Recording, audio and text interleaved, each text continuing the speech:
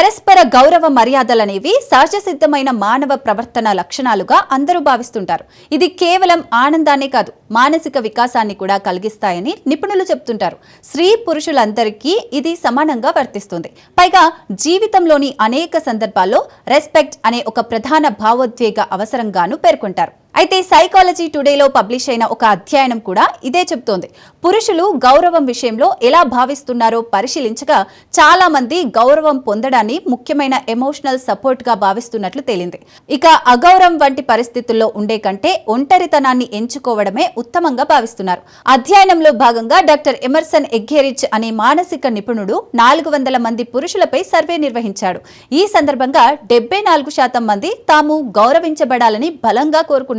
అంతేకాకుండా గౌరవం లేని పరిస్థితుల్లో ఉండే కంటే ఒంటరితనాన్ని ఎంచుకోవడం ఉత్తమంగా భావిస్తున్నారు. లవ్ అండ్ రెస్పెక్ట్ అనే తన పుస్తకంలో కూడా ఎమర్సన్ ఎగ్గెరిచ్ ఇది ప్రస్తావించాడు. పురుషులకు గౌరవం ప్రధాన భావోద్వేగ అవసరమని, స్త్రీలకు దాంతో పాటు ప్రేమ ప్రధాన భావోద్వేగ అవసరమని తెలిపాడు.